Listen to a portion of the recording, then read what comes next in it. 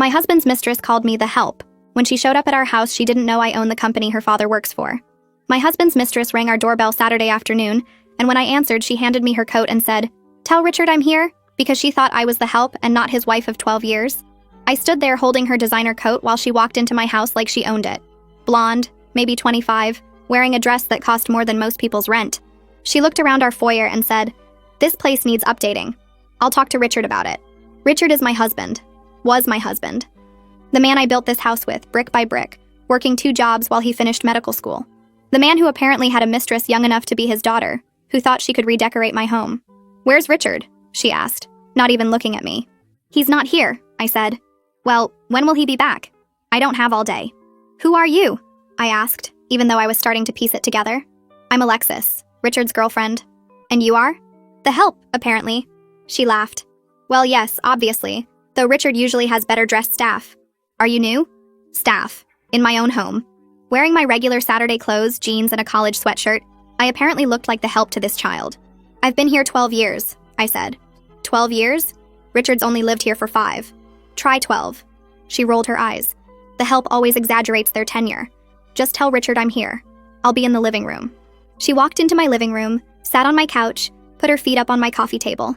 The coffee table Richard and I bought at an estate sale our first year of marriage. We finished it together in the garage. "Could you bring me some water?" she called out. "With lemon, not too much ice."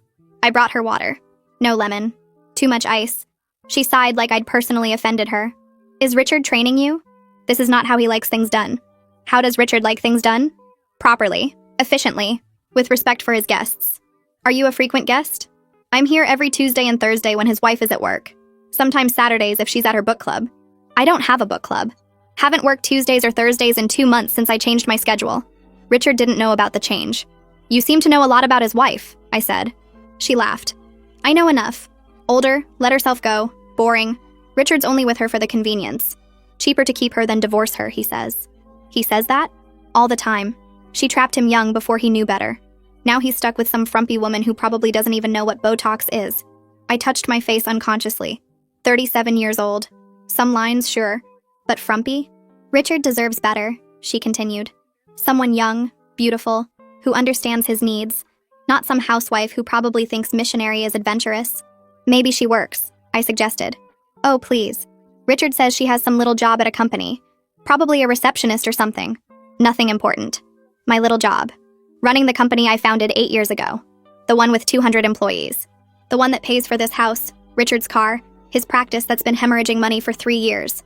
Richard's practice must do well," I said. She snorted. "Between us? It's struggling. But that's what happens when you're too nice. He needs a woman who can push him to be ruthless. That wife of his probably encourages his soft side. Maybe she pays the bills while he figures things out. With her little salary? Please. Richard's the man. He provides." I went to the kitchen, pulled out my phone. Richard was at his golf club. Saturday routine, never changed. I texted him to come home immediately. Emergency with the house. He texted back that he was in the middle of a game. I texted that the ceiling in his office had collapsed. He'd be home in 15 minutes. I went back to Alexis. "Richard's on his way." "Finally. I've been waiting to surprise him. We're going to Cabo next week. I booked the villa and everything. Cabo's nice. Expensive. Richard's paying, obviously. He always pays. That's what real men do." "How long have you two been together?" 6 months. Best 6 months of my life. He buys me everything I want. Takes me to the best restaurants. Nada. Did you know he spent $8,000 on my birthday necklace? I did know, because I saw the credit card statement, from our joint account, that I fill with my little salary. "That's generous," I said. "He's very generous. With the right woman. His wife probably gets grocery store flowers and dinner at chain restaurants. Probably." Richard's car pulled up. He walked in looking panicked about his office ceiling. Saw Alexis first. His face went white. Then he saw me. Went whiter. "Richard!" Alexis jumped up. "Surprise! I came to see you." "Alexis, what are you doing here?" "Visiting you, silly. Your help let me in. Though she's not very good. You might want to replace her." "My help?" He looked at me. I smiled. I kept my smile steady while watching Richard's face shift through at least 5 different expressions in about 3 seconds. His mouth opened like he wanted to say something, then closed again when nothing came out. He looked at Alexis, then back at me, then at Alexis again, and I could actually see his brain working overtime trying to figure out which lie might save him. His hand came up to loosen his tie, even though it wasn't tight, and he took this weird half-step backward like his body wanted to run, but his legs wouldn't cooperate. Alexis was still standing there with this big smile on her face, completely missing the panic radiating off Richard like heat waves off asphalt in summer. She started to move toward him for a hug or something, but then she caught his expression and stopped mid-step. Her smile faltered just a little bit, and she glanced over at me with this confused look, like she was trying to figure out why Richard wasn't happy to see her. I watched her eyes move down to my left hand where my wedding ring sat, the same ring Richard put on my finger 12 years ago when we got married in that little courthouse ceremony, because we were too broke for anything bigger. The ring caught the light from the window, and I saw Alexis stare at it for a solid 3 seconds, before her brain started making connections. She looked back at Richard, then at me again, and her face went through this slow-motion realization that would have been funny if it wasn't happening in my living room. Richard finally found his voice, and it came out all scratchy and weird. He said I was his business manager, that I handled the house finances and helped with paperwork, and he was talking really fast, like speed would make the lie more believable. Alexis looked relieved for maybe 3 seconds, her shoulders relaxing and that confident smile starting to come back. I held up my left hand so the ring was right in her line of sight, and said very clearly that I was his wife of 12 years, the one she'd been talking about for the past 20 minutes while I brought her water with too much ice. The color drained out of Alexis's face so fast I thought she might actually pass out right there on my hardwood floors. Her eyes went huge and her mouth opened into this perfect O shape, and she literally stumbled backward until she hit the doorframe between the foyer and living room. She grabbed onto the frame with one hand to keep from falling, and her designer purse slid off her shoulder and hit the floor with this expensive-sounding thunk that echoed in the sudden silence. I could see her trying to process what I'd just said, her eyes darting between my face and my ring and Richard's guilty expression. Her breathing got faster and her free hand came up to her throat like she couldn't get enough air. Richard started to move toward her, but I held up my hand and told them both to sit down in the living room because we were going to have a conversation like adults. My voice came out calm and steady even though my heart was beating, so hard I could feel it in my ears. Richard opened his mouth to argue, probably to say this wasn't a good time or we should talk privately or some other excuse, but something in my face made him shut up immediately. He walked over to the couch and sat down on the edge like he might need to run at any second. Alexis followed him like she was in a trance, moving slow and careful like the floor might open up and swallow her. She sat on the opposite end of the couch from Richard, as far away as she could get while still being on the same piece of furniture. I stayed standing because sitting felt like giving up some kind of advantage I didn't want to lose. I looked at Alexis and told her to tell me everything about her relationship with Richard, and she immediately turned to look at him like he could give her permission or tell her what to say. Richard was staring down at his hands in his lap, picking at his thumbnail the way he does when he's nervous. Alexis's mouth opened and closed a few times before any sound came out, and when she finally started talking, her voice was shaky and small. She said they'd been together for 6 months, that they met at some hospital fundraiser where Richard was trying to drum up referrals for his practice. She said Richard told her he was unhappily married to someone who didn't understand him, who was boring and old and didn't appreciate what a good man he was. Her voice got even quieter when she said that last part, like she was starting to realize how stupid it sounded now. Richard tried to interrupt with some apology or excuse, his head coming up and his mouth opening, but I cut him off before he could get a word out. I asked Alexis about the money, about all the things Richard bought her, and I kept my voice steady and calm like I was asking about the weather. Alexis listed everything in this small, scared voice that was nothing like the confident tone she'd used when she thought I was the help. She talked about dinners at restaurants I'd never even heard of, places downtown with names in French or Italian that probably cost more per meal than most people spend on groceries in a week. She mentioned the $8,000 necklace for her birthday, shopping trips where Richard bought her shoes and purses and clothes, weekend trips to beach resorts a few hours away. Then she said the Cabo trip she'd booked, a villa that cost $12,000 for the week, and Richard had told her not to worry about the cost because he wanted to treat her right. Her voice cracked on that last part, and I saw tears starting to form in her eyes. I pulled out my phone and opened our banking app, pulling up the credit card statements I'd been looking at for the past month trying to figure out where all our money was going. I held the phone out so they could both see the screen and I scrolled through the charges, highlighting each one with my finger.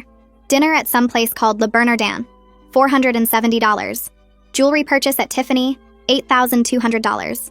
Hotel room at the Ritz, $600 for one night. Alexis went pale again as she watched me scroll through charge after charge, and I could see her doing math in her head, adding up all the money Richard had spent on her over 6 months.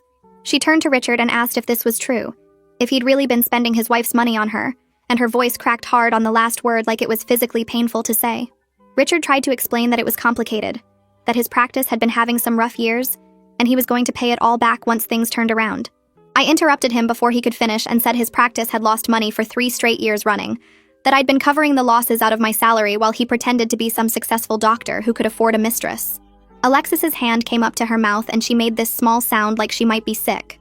I told her that I'd been covering Richard's practice losses, his car payment, this mortgage, basically everything in our lives while he was playing sugar daddy with my income. I said every gift he gave her, every dinner, every hotel room, every single thing came from money I earned at my company, the little job she'd made fun of earlier. Alexis looked like she might actually throw up right there on my couch, and honestly, I didn't blame her because her whole fantasy about Richard being this generous, successful man who could take care of her had just shattered into a million pieces. Richard was still staring at his hands, and I noticed his face had gone red, not from embarrassment but from anger, like he was mad that I was telling Alexis the truth about our finances. Alexis started crying for real now, not pretty tears but ugly sobs that made her mascara run down her face in black streaks. Alexis wiped at her face with the back of her hand and smeared black makeup across her cheek. She looked at Richard, and then at me, and something seemed to click in her brain because she suddenly sat up straighter on the couch. She asked Richard about her father and said he promised to help with her dad's career advancement. Richard's face got even redder and he shifted in his chair but didn't say anything. I asked what her father's name was, and Alexis said Knox Mercado without looking at me. My stomach dropped hard because I knew exactly who Knox Mercado was. He worked in my company's operations department and had been there for 4 years doing decent work, but nothing that stood out as special or promotion-worthy. I turned to Richard and asked if he really promised to influence Knox's career at my company. Richard stared at the floor, and his silence told me everything I needed to know. He'd been making promises about my company to his mistress, without even talking to me about it. Alexis started crying harder now, and these weren't the delicate tears from before, but real ugly sobs that made her whole body shake.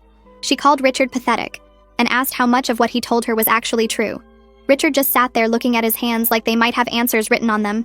I stood up and told Alexis she needed to leave my house right now. She didn't argue like I expected, but just grabbed her designer purse off the coffee table and picked up her coat from where I'd left it on the chair. She walked to the front door and I followed her to make sure she actually left. Alexis paused with her hand on the doorknob and turned back to look at me. She said she was sorry and that she didn't know I was real. It was such a strange thing to say that I almost laughed because of course I was real. She opened the door and walked out to her car, and I watched her drive away before I closed the door and locked it. When I turned around, Richard was standing right there trying to reach for my arm. I stepped back fast and told him not to come near me. He started talking really fast about how the affair meant nothing, and how he loved me and how he would end it completely, so we could work through this together. His words ran together like he thought if he talked fast enough I might believe him. I held up my hand to stop him and asked how long he'd been lying to me about everything. Not just about Alexis, but about the practice and the money and those Tuesdays and Thursdays. Richard's face changed and he looked down at the floor again. He admitted the practice had been struggling longer than 3 years. He said it was more like 5 years, and he didn't know how to tell me. 5 years of lying about his business while spending my money to keep it afloat. Richard said he felt emasculated by my success, and that everyone in our social circle knew his wife was the breadwinner while he was the failed doctor. I reminded him that I worked 2 jobs to put him through medical school. I built my company from nothing while supporting his dream of becoming a doctor. This was how he repaid me for 12 years of supporting him. Richard tried to interrupt, but I kept talking over him. I told him to pack a bag and leave tonight. He could stay at a hotel or with a friend, but he needed to be gone within 1 hour. Richard said it was his house too, and he had a right to stay here. I reminded him my name was the only one on the deed because my money paid for every single brick in this house. He opened his mouth and closed it and opened it again, but no words came out. I pointed at the stairs and told him to start packing. Richard walked upstairs and I heard his footsteps on the floor above me. I went to the kitchen and pulled out a bottle of wine from the rack. I poured myself a large glass and sat at the kitchen table trying to process that my 12-year marriage just fell apart in my living room. The house was quiet, except for Richard moving around upstairs, opening drawers and closet doors. I wondered how I missed all the signs, or if I just didn't want to see them, because seeing them would mean admitting my marriage was a lie. I heard Richard's footsteps coming down the stairs and he appeared in the kitchen doorway with a suitcase in his hand. He set it down and tried one more time to apologize. He said he would do anything to fix this and make it right. I took a drink of my wine and told him the only thing he could do right now was leave and give me space to think. I said we would talk through lawyers from now on, and he shouldn't contact me directly. Richard picked up his suitcase and walked to the front door. I heard it open and close, and then his car started in the driveway. The engine sound faded as he drove away, and I sat alone in my kitchen with my wine. The glass felt heavy in my hand, and I set it down on the table because my fingers were shaking. The house was so quiet I could hear the refrigerator humming in the corner and the clock ticking on the wall. I sat there for maybe 10 minutes just staring at nothing before the tears started. Not the pretty crying you see in movies, but the ugly kind where your face gets red and your nose runs and you can't catch your breath. I cried for every lie Richard told me over 12 years. I cried for working 2 jobs while he went to medical school and thinking we were building something together. I cried for every time I covered his practice losses and believed him when he said things would get better. I cried for being so stupid that I didn't see what was happening in my own house on Tuesdays and Thursdays. The worst part was knowing he stayed with me because leaving would cost him money, not because he loved me or even liked me. I was just convenient, a bank account with a heartbeat. I sat at that kitchen table until almost midnight crying and drinking wine until the bottle was empty and my eyes were so swollen I could barely see. The next morning my head hurt and my face looked terrible in the bathroom mirror. I splashed cold water on my eyes and tried to make myself look normal, but there was no hiding that I'd spent half the night crying. I made coffee and sat at the kitchen table again, this moment staring at my phone. I needed to talk to someone who would understand, someone who knew me before Richard and would still know me after. I called Geeta at 7 in the morning even though it was Sunday. She answered on the second ring and I started crying again just hearing her voice. She asked where I was and I said home and she said she'd be there in 20 minutes. Geeta showed up 17 minutes later with a bag of bagels and cream cheese and her own travel mug of coffee. She took one look at my face and pulled me into a hug right there in the doorway. We sat at my kitchen table and I told her everything while we ate bagels I couldn't really taste. I told her about Alexis showing up and thinking I was the help. I told her about the $8,000 necklace and the Cabo trip. I told her about Richard spending my money on his girlfriend for 6 months while telling her his wife was just some boring woman with a little job. Geeta got angrier as I talked, her face getting red and her hands gripping her coffee mug so hard I thought it might break. She asked if I knew Knox Mercado was Alexis's father. I stopped mid-bite and stared at her because that name was familiar, but I couldn't place it at first.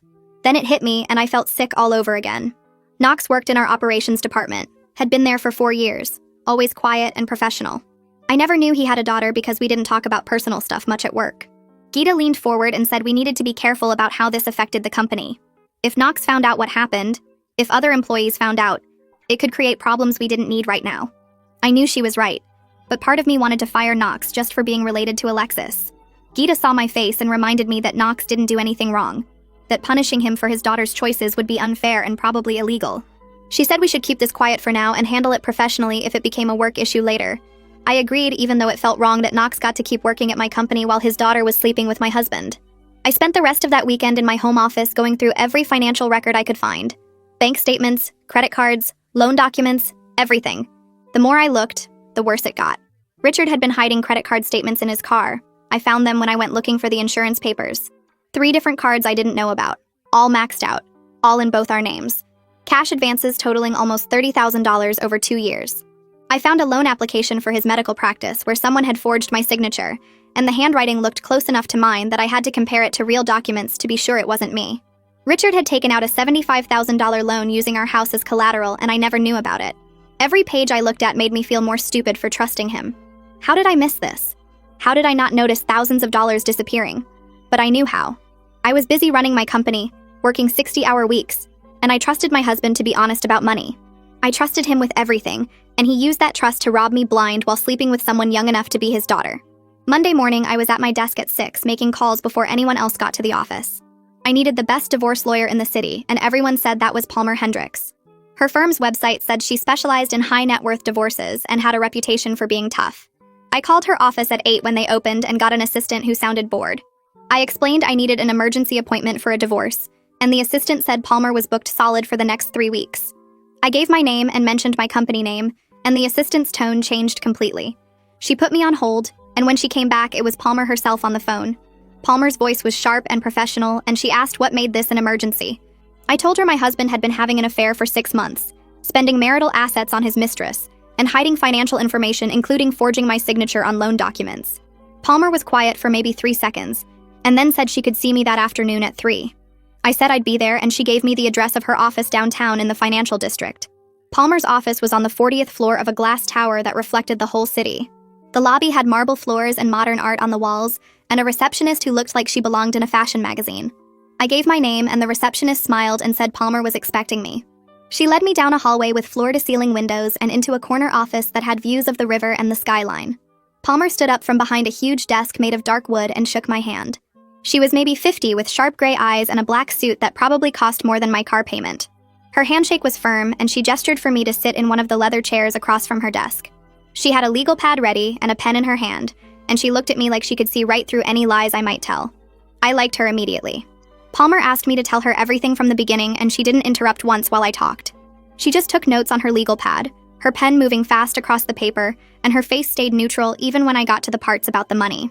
I pulled out the folder I'd brought with all the financial records I'd found over the weekend. Credit card statements showing charges at expensive restaurants and jewelry stores, bank statements showing cash advances, the loan application with the forged signature. Palmer went through each page carefully, sometimes making notes, sometimes taking photos with her phone. When she finished, she looked up at me and said, "Richard's spending of marital money on an affair was called wasting marital assets, and it would help my case a lot in divorce court." She explained that judges didn't like it when one spouse used shared money to fund an affair, especially when the amounts were this large. Palmer said we could probably get me a bigger share of everything because Richard had wasted so much of our money on Alexis. I felt something loosen in my chest hearing that. Like maybe I wasn't completely powerless in this situation after all. Palmer asked about my company and whether Richard had any ownership in it. I explained I'd founded the company 8 years ago before we got married, and I'd kept it completely separate. Richard's name wasn't on any company documents. He had no equity, no ownership stake, nothing. Palmer actually smiled for the first time and said that was very smart of me. She explained that in many divorces, the biggest fights were over business assets. But since I'd kept my company separate and started it before marriage, Richard had no claim to it at all. I felt relief wash over me because my company was everything I'd built, and the idea of Richard getting any part of it made me want to throw up. Palmer made a note on her legal pad and said we'd make sure the divorce papers were very clear that the company was mine alone, and Richard had zero rights to it. We talked about Richard's medical practice next, and Palmer's face got serious again. She explained that even though the practice was in Richard's name, any debts he took on during our marriage were probably marital debts. That meant I might be responsible for half of whatever money his practice owed, even in a divorce. I felt my stomach drop because I knew his practice was drowning in debt. Over $100,000 easy, maybe more. Palmer saw my face and said we'd need to look at all the practice financials to see exactly what we were dealing with. She said there might be ways to argue that Richard's mismanagement of his practice was his own fault, and I shouldn't have to pay for it, but it would depend on what the numbers showed. I sat there feeling sick, thinking about being stuck with $50,000 or more of Richard's business debts on top of everything else he'd done to me. Palmer leaned back in her chair and said we needed to hire someone to go through all our financial records with a fine-tooth comb. She called it a forensic accountant, someone who specialized in finding hidden money and tracking where every dollar went. Palmer said she knew someone excellent who could start right away and would be able to testify in court if we needed them to. The accountant would document exactly how much Richard spent on Alexis, where all the cash advances went, and whether there were any other hidden accounts or debts we didn't know about yet. Palmer said it would cost about $5,000, but it would be worth every penny because good documentation would strengthen our case significantly. I agreed immediately because I wanted to know the full truth about what Richard had done with our money. Palmer made a call right there from her desk and set up a meeting with the forensic accountant for later that week. When I left her office an hour later, I felt like I finally had someone on my side who knew how to fight back against what Richard had done to me. Before I left Palmer's office, I asked her about Knox Mercado and whether having Alexis's father working at my company created legal problems for me. Palmer set down her pen and thought for a moment before saying it was complicated, but probably not something anyone could sue me over. She explained that I couldn't fire Knox just because his daughter slept with my husband. That would be discrimination based on family relationships and could open me up to a wrongful termination lawsuit. Palmer said I should talk to my HR department right away and make sure we documented everything carefully, so nobody could claim I was treating Knox differently because of what Alexis did. I thanked her and left feeling like every part of my life was turning into a legal minefield where one wrong step could blow up in my face. Back at my office the next morning, I scheduled a private meeting with Corey Brandt, our head of HR. Corey had been with the company for 6 years, and I trusted him to handle sensitive situations without spreading gossip through the building. I closed my office door and explained that I was going through a divorce, and there might be workplace complications I needed his advice on. Corey pulled out a notepad and listened without interrupting, as I told him my husband had been having an affair with an employee's daughter. I didn't use names at first, just laid out the basic situation, and asked what I needed to do to protect both myself and the company. Corey's face stayed professional, but I could see sympathy in his eyes as he said we needed to be extremely careful about how we handled the employee's status. He explained that we couldn't punish someone for their family member's actions. That would be discrimination, and could result in a lawsuit the company would probably lose. Corey said the best approach was to document everything and treat the employee exactly like we would treat anyone else, addressing only actual performance issues if they came up. I took a breath and told Corey the employee was Knox Mercado in operations. Corey nodded and pulled up Knox's personnel file on his laptop, scrolling through performance reviews and attendance records. After a few minutes, he looked up and said, Knox had been a solid employee for 4 years with no disciplinary issues and consistently good performance ratings. Corey explained that this actually made the situation harder because I couldn't justify firing Knox or moving him to a different position without a legitimate business reason. If I did anything that looked like retaliation for his daughter's affair with my husband, Knox could sue both me personally and the company. I felt frustrated because part of me wanted Knox gone so I wouldn't have to see him every day and be reminded of what his daughter did. But I understood Corey was right about the legal risks. Corey closed Knox's file and said we should document this conversation and create a plan for how to handle any issues that might come up. He suggested we treat Knox exactly as we would any other employee, evaluating him only on his work performance and behavior at the office. If Knox's performance suffered, or if he created problems because of the situation with Alexis and Richard, we would address those issues through normal HR channels with everything documented.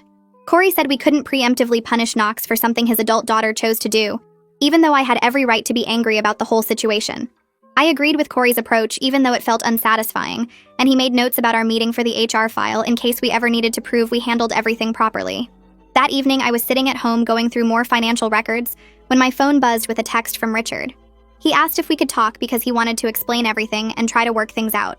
I stared at the message for a long moment before remembering Palmer's instruction that all communication should go through her office now. I forwarded Richard's text to Palmer without responding to him and let her handle whatever he wanted to say. Palmer texted back 20 minutes later saying she would contact Richard's lawyer and remind him that direct communication with me was not appropriate during divorce proceedings. The forensic accountant Palmer recommended showed up at my house 2 days later carrying a briefcase and wearing glasses that made her look like a librarian.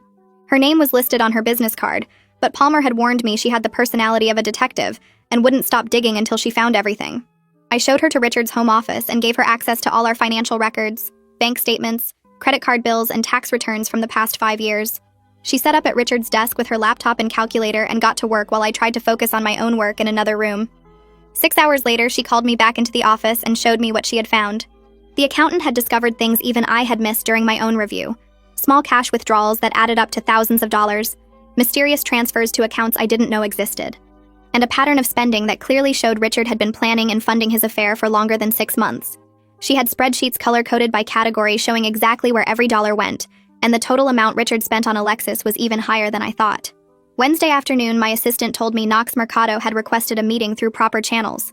I asked Corey to sit in as the HR representative, and we met in one of the small conference rooms instead of my office. Knox walked in looking uncomfortable in a dress shirt and tie, more formal than his usual work clothes. He sat down across from us and thanked me for taking the time to meet with him. Knox said he wanted to address something directly, and asked if his daughter's involvement with my husband would affect his position at the company. I could see him gripping the edge of the table, and his face was tight with stress as he waited for my answer. I told Knox honestly that what happened between Richard, Alexis, and me was a personal matter separate from his employment.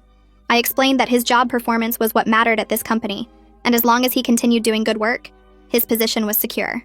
Knox's shoulders dropped with visible relief, and he thanked me for being professional about the situation. Then his face changed, and he said Alexis had told him everything about what happened at my house, how she thought I was the help and said terrible things about me. Knox said he was horrified by his daughter's behavior and ashamed that he raised someone who could treat another person that way. Knox looked down at his hands and said he tried to raise Alexis better than this, that her mother died when she was only 8 years old, and maybe he spoiled her too much trying to make up for losing her mom.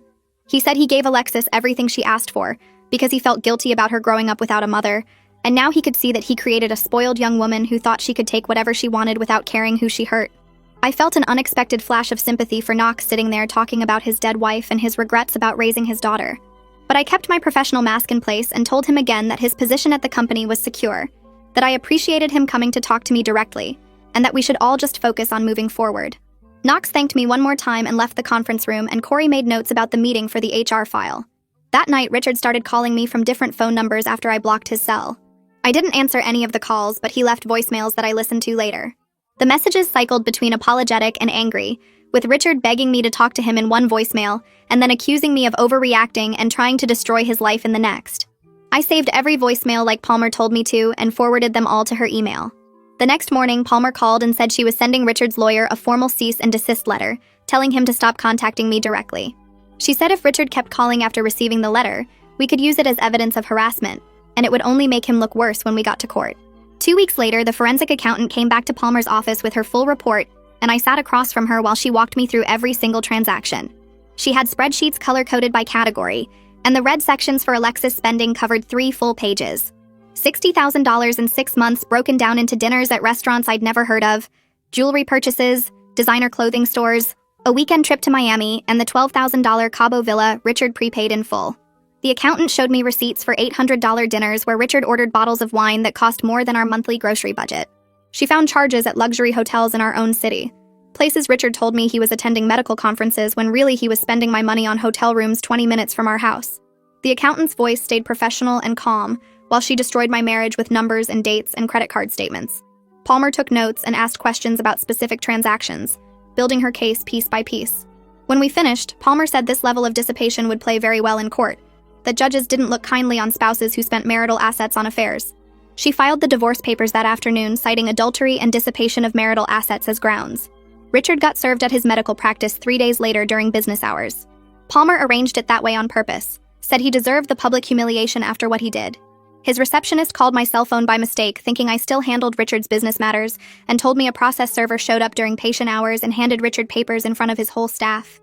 20 minutes after he got served, Palmer's office phone rang, and her assistant said Richard was on the line screaming. Palmer put him on speaker so I could hear, and his voice came through angry and desperate, yelling about how I was humiliating him publicly and destroying his reputation. Palmer waited until he ran out of breath and then said very calmly that this is what happens when you spend your wife's money on your mistress. Richard tried to argue, but Palmer cut him off and told him all future communication needed to go through his attorney. Then she hung up while he was still talking. I felt nothing listening to him rage, just a kind of tired satisfaction that he was finally facing real consequences. His lawyer contacted Palmer the next week, proposing mediation to avoid a messy court battle. Palmer called me at the office and laid out the options, said we had a very strong case, but litigation would be expensive and emotionally draining. She explained that mediation might get us to a settlement faster and save us both money and legal fees, though she was happy to take Richard apart in court if that's what I wanted. I thought about sitting through a trial, having our whole marriage picked apart in public, listening to Richard's excuses in front of a judge. The idea made me exhausted before it even started. I told Palmer I'd try one mediation session, and if it didn't work, we'd go to court. She said that was smart, that we could always litigate later if Richard wasn't reasonable. The mediation happened 2 weeks later in a conference room at a neutral office building downtown. Palmer and I arrived first and set up our materials on one side of the long table. Richard showed up 10 minutes late with his lawyer, and when he walked in, I barely recognized him. He hadn't shaved in days, his suit was wrinkled like he slept in it, and he had dark circles under his eyes that made him look 10 years older. His lawyer was a younger guy who kept glancing nervously at Palmer like he knew he was outmatched. We all sat down, and I looked at Richard across the table and felt nothing but bone-deep exhaustion. This man I'd spent 12 years with, worked 2 jobs to support through medical school, built a whole life around, and now he was just a stranger who'd stolen from me.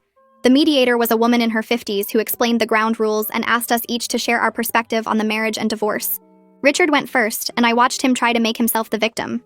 He said I was always working, that my success made him feel small and inadequate, that he needed someone who made him feel important and masculine. He actually said Alexis made him feel like a man in ways I never did, like our 12 years together meant nothing because I had the nerve to be successful. The mediator's face stayed neutral, but I saw her eyebrow twitch when Richard blamed me for his affair. His lawyer looked uncomfortable and kept trying to steer Richard toward more reasonable talking points. But Richard was on a roll about how hard it was married to someone more successful than him. When Richard finally stopped talking, the mediator turned to me and asked for my perspective. I didn't yell or cry or do any of the things Richard probably expected. I just laid out the facts in the same calm voice I used in business meetings. I told the mediator I supported Richard through medical school, working 2 jobs while he studied. I explained that I founded my company 8 years ago, and it now employs 200 people. I walked through how Richard's medical practice had been losing money for 3 years, and I covered every loss without complaint. I described paying our mortgage, his car payment, our entire lifestyle while he played pretend sugar daddy with my money. I mentioned the $60,000 he spent on his mistress in 6 months, money that came from our joint account that I filled with my salary. The mediator's face said everything about who she believed, and Richard's lawyer started looking through his notes like he was searching for some way to salvage this. Palmer opened her folder and pulled out the forensic accountant's report. She walked the mediator through the findings, every number documented and verified. $60,000 on the affair broken down by category. Another $150,000 in practice losses I covered over 3 years. The house, both cars, our savings, all funded primarily by my income. Richard's lawyer visibly winced when Palmer got to the total amount of marital assets Richard had dissipated, or that my income had funded. His face went red and he asked for a 15-minute break to consult with his client. Palmer agreed and they left the conference room while we stayed behind. When they came back, Richard looked defeated in a way I'd never seen before. His shoulders slumped and he wouldn't meet my eyes. His lawyer cleared his throat and proposed a settlement. Richard would keep his medical practice and all its debts. I would keep the house and my company. We'd split other marital assets 60-40 in my favor as compensation for his dissipation. Palmer didn't even blink before she countered. 70-30 split, and Richard pays my legal fees, which had reached about $15,000 so far. Richard's lawyer tried to negotiate, said 65-35 was more reasonable, but Palmer just sat there unmoved and said 70-30 plus fees was her only offer. She reminded them we had documentation for everything, and a judge would likely be even less generous to Richard after seeing how he spent marital funds. Richard's lawyer looked at Richard, and Richard just nodded once like he'd given up. He knew we'd destroy him in court with the evidence we had. Palmer pulled out the settlement agreement she'd drafted in advance, confident we'd reach this point. She walked through the terms while Richard's lawyer took notes. The settlement included very specific language that Richard had no claim to my company. Not now and not ever, regardless of any future growth or success. He had to refinance all his practice debts in his name only within 6 months.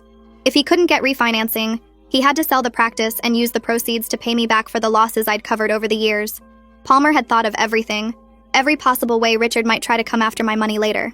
His lawyer read through the agreement carefully, and I could see him realizing there was no way out, that we had Richard completely boxed in. Richard signed without reading it himself, just trusted his lawyer's assessment that this was the best deal he was going to get.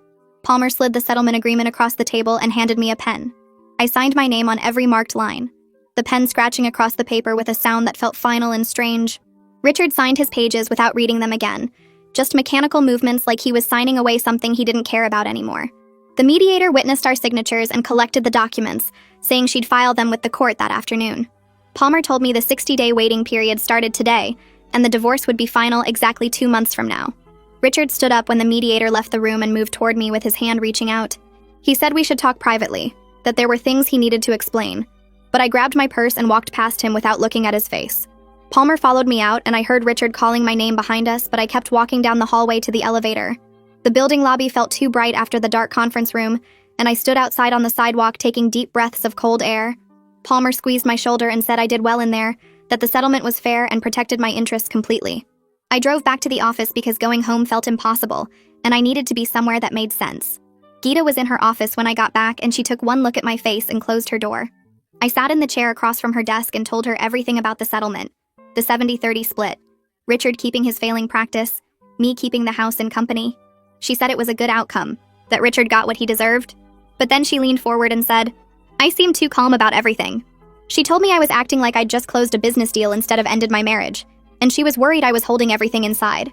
I said I was fine, that I just wanted it over with. But Gita shook her head and said she knew me better than that. I changed the subject to work stuff, and she let me, but I could see the concern in her eyes. That night, I went home to the empty house and stood in the kitchen staring at nothing. The settlement papers were in my bag, and my wedding ring was still on my finger, and I realized I'd been married for 12 years to someone I never really knew. I walked upstairs to our bedroom, sat on the edge of the bed, and finally let myself cry. Not quiet tears, but loud, ugly sobbing that came from somewhere deep in my chest. I cried for the 25-year-old girl who worked 2 jobs to put her husband through medical school. I cried for every time I covered his practice losses without complaining. I cried for the future I thought we'd have, kids and retirement and growing old together. I cried for the person I thought Richard was, the man I married who apparently never existed at all. I cried until my throat hurt and my eyes were swollen and I had no tears left, and then I lay down on the bed still wearing my work clothes and stared at the ceiling until I fell asleep. The next few weeks felt strange and disconnected, like I was living in some in-between place. Technically, I was still married, but Richard was gone and the house was mine alone. I couldn't make myself care about redecorating or changing anything because it all felt temporary, like I was waiting for something to start. I threw myself into work, getting to the office by 7 and staying until 8 or 9 at night. Gita watched me with worried eyes but didn't push. The empty house was easier to handle when I was too tired to think about it. Knox came into my office one Tuesday with quarterly reports, and he was professional and thorough, like always. After he left, Corey stopped by and closed my door. He said Knox had been seeing a therapist to deal with guilt about what Alexis did, that Knox blamed himself for raising a daughter who could hurt someone that way. Corey said Knox never mentioned it at work and kept his head down, but the therapy was helping him process everything. I felt surprised respect for Knox, that he was taking responsibility for his part, even though Alexis was an adult who made her own choices. A few weeks later, Knox caught me in the hallway and asked if he could speak to me for a minute. He said carefully, like he was walking through a minefield, that Alexis had moved back home after Richard couldn't afford her apartment anymore. He told me his daughter was working with a therapist, and deeply regretted what she did, that she wanted to apologize someday if I'd be willing to hear it. I looked at Knox's tired face and saw a father who was hurting for his child's mistakes. I didn't respond to what he said about Alexis. because I wasn't ready for that conversation. Just nodded once and walked away. Knox didn't bring it up again. I heard through mutual friends that Richard's medical practice was struggling worse than ever without my money propping it up. Someone told me he was meeting with business brokers about selling the practice, that he might not have a choice if things didn't turn around soon. Part of me felt vindicated that the consequences were real and immediate. But mostly, I just felt sad that 12 years of marriage ended with him selling the dream I helped him build. That it all came down to money and lies, and a 25-year-old girl who thought she could have someone else's life. 8 weeks after we signed the settlement, Palmer called my cell while I was in a meeting. I stepped out to take it, and she said the court had processed everything, and the divorce was final as of that morning. I was officially single again at 37 years old. Palmer said the paperwork would arrive in a few days and I should call if I needed anything else. I thanked her and hung up and stood in the hallway trying to process that it was actually over. 12 years of marriage dissolved in 60 days of waiting. It felt surreal and anticlimactic, like I should feel something bigger than this weird, empty relief. Geeta insisted on taking me out to dinner that night to mark the occasion, though she agreed celebration wasn't the right word for it. We went to an expensive Italian place downtown, and she ordered a bottle of wine. When it arrived, she raised her glass and said, "Here's to new beginnings, to fresh starts, to remembering who you are without someone holding you back." I clinked my glass against hers and tried to feel optimistic about the future instead of just exhausted by the past. The food was good, and Geeta made me laugh with stories about terrible first dates she'd been on, and for a few hours I almost felt normal. The next week I made an appointment with a therapist, because Geeta was right that I was holding everything in. The therapist's office was in a quiet building with comfortable chairs and soft lighting. I sat on her couch and told her the whole story from the beginning. She listened without interrupting and then said something that hit me hard. She told me I'd been so invested in the life I built that I ignored obvious red flags about Richard, that I chose to believe his lies because admitting the truth meant admitting I'd wasted years on the wrong person. She said recognizing those patterns was the first step to making sure I didn't repeat them, that understanding why I made those choices would help me make better ones going forward. I left her office feeling raw and exposed, but also lighter somehow. Like maybe talking about it could actually help me move past it. 3 months passed after the divorce papers arrived, and I settled into a routine that felt more like mine than anything had in years. Knox sent me an email through the proper company channels, asking if he could meet with me, said it was personal, and he understood if I declined. I agreed because Knox had been nothing but professional since everything happened, and I met him in my office on a Thursday afternoon. He walked in looking nervous and apologetic, and then Alexis followed behind him. She looked completely different from the blonde woman who handed me her coat that Saturday. Her hair was pulled back in a simple ponytail, no makeup, wearing jeans and a plain sweater that probably came from a regular store instead of some designer boutique. She kept her eyes down and waited for Knox to speak first. He told me Alexis had been working hard on herself, seeing a therapist twice a week, and she wanted to apologize properly if I was willing to hear it. I looked at Alexis and she finally met my eyes, and I saw something real there instead of the entitled attitude from before. I told them to sit down. Alexis took a breath and started talking, said she knew words couldn't fix what she did, but she needed to try anyway. She explained that she grew up spoiled after her mom died, that Knox gave her everything to make up for the loss, and she became this person who thought the world existed to serve her wants. She knew Richard was married when they started seeing each other, but she convinced herself it didn't matter because his wife was just this abstract idea, not a real person with feelings and a life. Meeting me that day shocked her into realizing she'd hurt an actual human being, someone who built a home and a company and a whole life that she tried to walk into like it was hers for the taking. She said she'd been working with her therapist to understand why she made those choices, why she thought she deserved things that belonged to someone else, and she was starting to see how messed up her thinking had been. I listened to her talk and realized somewhere during her apology that I wasn't angry anymore. The rage that burned so hot when she sat on my couch and insulted me had faded into something tired and heavy, and I was exhausted from carrying it around. I told Alexis I appreciated her coming here and being honest, that I could see she was trying to change. I said I forgave her, not because she earned it, or because what she did was okay, but because I needed to let go of this weight so I could actually move forward. She started crying and thanked me, and Knox looked relieved and grateful in a way that made me glad I agreed to this meeting. They left after a few more minutes, and I sat in my office feeling lighter than I had in months. 6 months after Richard's mistress rang my doorbell, my life looked nothing like I expected, and somehow better than I imagined. My company hit record profits that quarter, and we hired 50 new employees, expanded into 2 new markets that I'd been planning for years. I started dating someone I met through Geeta, a consultant who worked with tech startups, and actually got excited when I talked about business strategy, instead of looking bored or threatened. He made more money than I did and didn't care that I was successful, treated it like something to celebrate instead of compete with. The house felt full again because I filled it with my own stuff, my own choices, my own life, instead of trying to build something with someone who resented every brick I laid. Some days I was actually grateful that Alexis showed up that Saturday afternoon in her designer dress and her attitude, because she freed me from a marriage that was slowly suffocating who I really am.